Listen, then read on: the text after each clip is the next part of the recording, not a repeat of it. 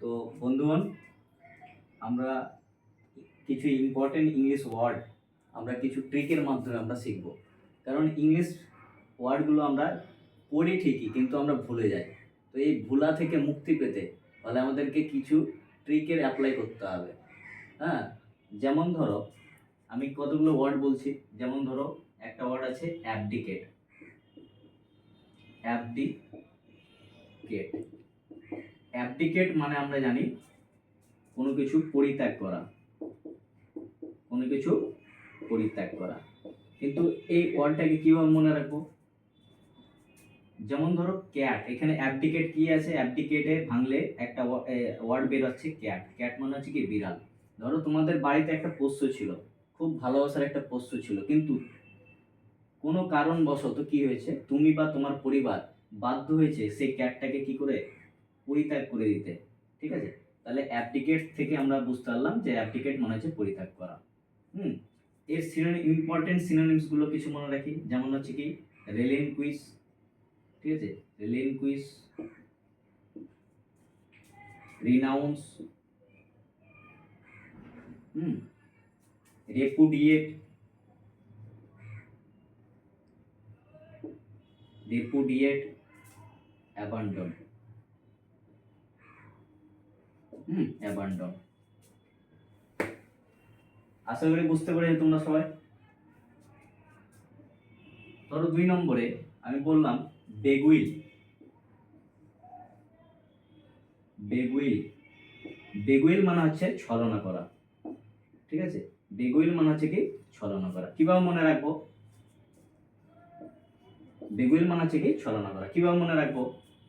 বেগ মানে কি ভিক্ষা করা। বেগ মানে হচ্ছে কি ভিক্ষা করা। দেখো এখন আমরা রাস্তাঘাটে যদি বের হয় তাহলে দেখবে অনেক ভিক্ষুক আছে যারা কি হয়েছে এই ভিক্ষাটাকে ভিক্ষাবৃত্তি হিসাবে বেছে নিয়েছে। তারা সত্যিকারে কিন্তু ভিক্ষুক না, কিন্তু তারা এই ভিক্ষাটাকে কি করেছে একটা বৃত্তিতে, মানে বৃত্তিতে পরিণত করেছে। তাহলে তারা সেই সব ভিক্ষুকরা আমাদের সাথে কি করছে? ছলনা করছে, তাই না? সেই সব ভিক্ষুকরা আমাদের সাথে কি করছে? ছলনা করছে।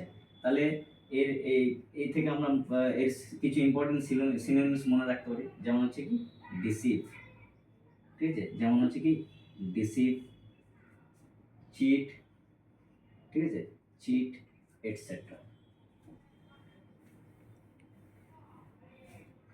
তারপরে আমরা যদি দেখি, ধরো ব্যাফেল, ঠিক আছে, একটা ওয়ার্ড দেখতে পাবো ব্যাফেল, ঠিক আছে, খুব ইম্পর্টেন্ট ওয়ার্ড ব্যাফেল। ব্যাফেল মানে হচ্ছে কি, ব্যাফেল মানে হচ্ছে কোনো মানে কনফিউজ করে দেওয়া আর কি, কনফিউজ করা আর কি। ব্যাফেল মানে হচ্ছে কি কনফিউজ।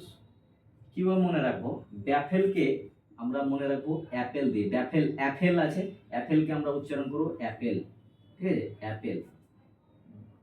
আমরা একটা গল্প শুনেছি, ঠিক আছে, যে কোনো একটা সময় কোনো একদিন বিজ্ঞানী আইজাক নিউটন একটা, ঠিক আছে, আপেল গাছের নিচে বসেছিল। আপেল গাছের নিচে কি করেছিল?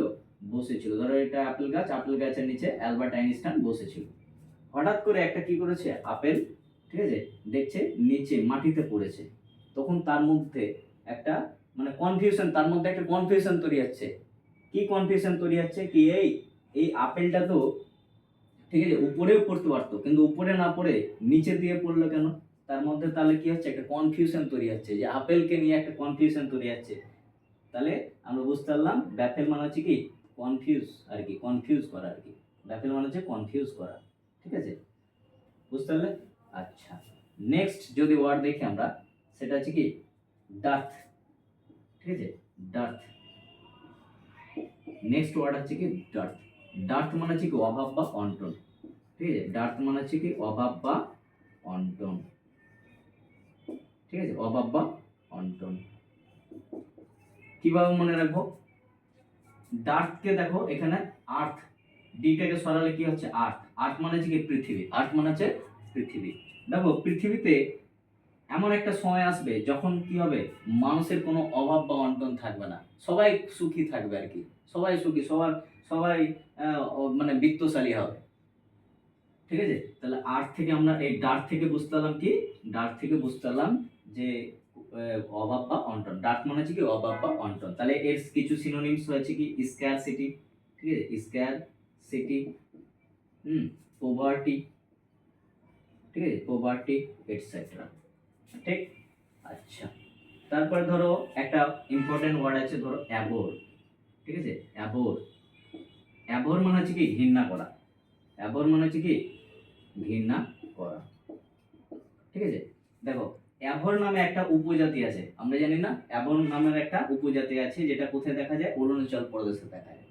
তাহলে অ্যাভর বা অতীতে কি হতো, অতীতকালে বা প্রাচীনকালে আমরা কি হতো, আমাদের সমাজ ব্যবস্থা এরকম ছিল যে উঁচু শ্রেণীর লোকেরা নিচু শ্রেণীর বা নিচু শ্রেণীর লোকেদেরকে কি করতো, ঠিক আছে, ঘৃণার চোখে দেখতো, ঘৃণা করতো ওরা, ঠিক আছে।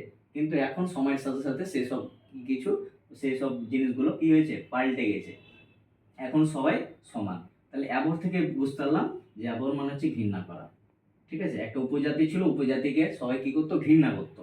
তাহলে এর কিছু সিনোনিমস হচ্ছে কি, যেমন হচ্ছে লোথ, ঠিক আছে, লোথ, ডিটেস্ট, ঠিক আছে, detest, hate etcetera. Thank you, আজকের জন্য এইটুকুই।